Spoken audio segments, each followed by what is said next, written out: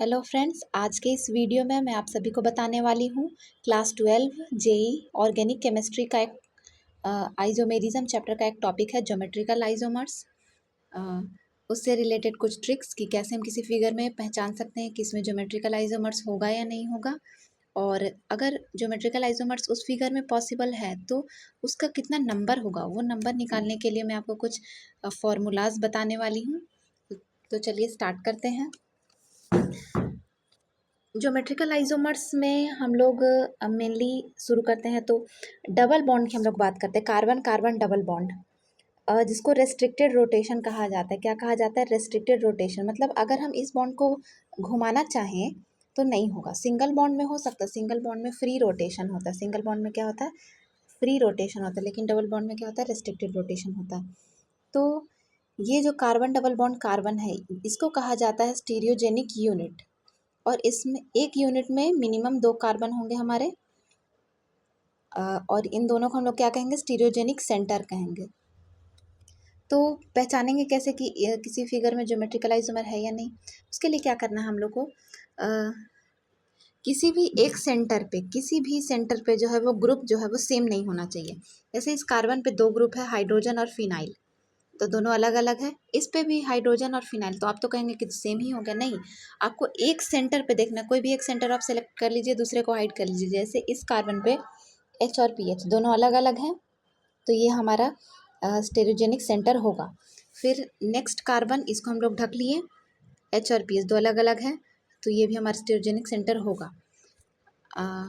और जैसे हम लोग इस फिगर की बात करें तो हम लोग इस कार्बन को अगर ढक लेते हैं तो एच और पी एच अलग अलग ग्रुप तो है, लेकिन जब इस कार्बन को ढकेंगे तो एच और एच, 2 हाइड्रोजन सेम कार्बन पे, तो ये दोनों सेम ही ग्रुप हो गया। मतलब कि इस फिगर में हमारा ज्योमेट्रिकल आइसोमर्स पॉसिबल नहीं है, लेकिन इस फिगर में हमारा ज्योमेट्रिकल आइसोमर पॉसिबल है। मतलब कि 2 अलग अलग कार्बन पे सेम ग्रुप हो सकते हैं, लेकिन एक ही कार्बन पे सेम ग्रुप नहीं हो सकते हैं।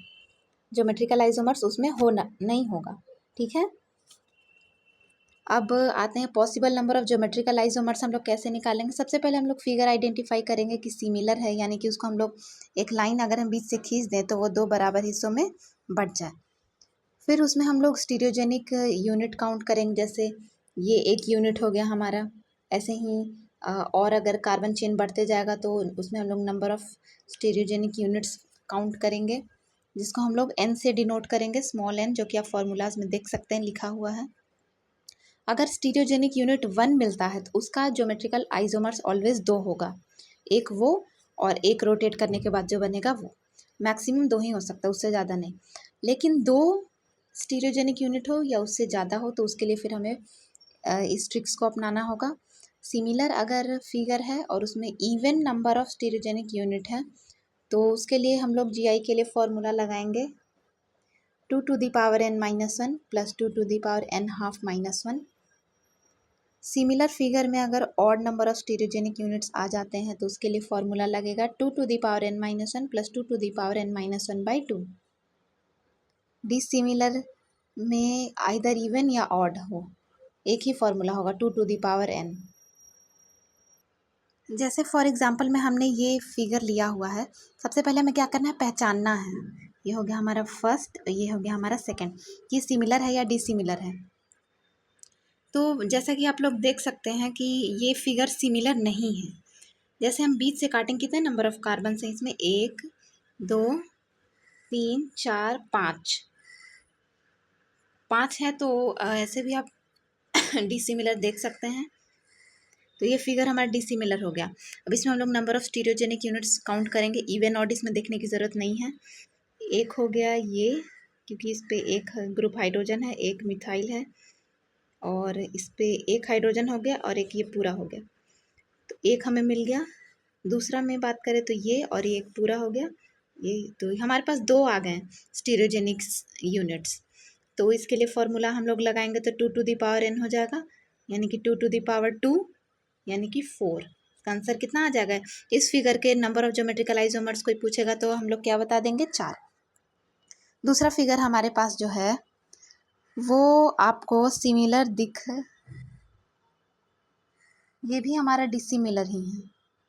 ये भी हमारा क्या है? डिसिमिलर। इधर आप इथाइल देख सकते हैं, नंबर ऑफ कार्बन कितने? 1 2 3 4 5 6 7 8 8 हैं, लेकिन इधर इथाइल है और इधर मिथाइल है, तो इसलिए ये हमारा फिगर क्या है, डिसिमिलर है।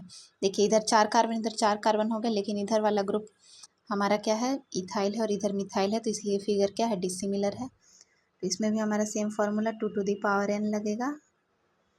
तो उससे पहले हम लोग को क्या काउंट करना होगा, नंबर ऑफ स्टीरियोजेनिक यूनिट्स।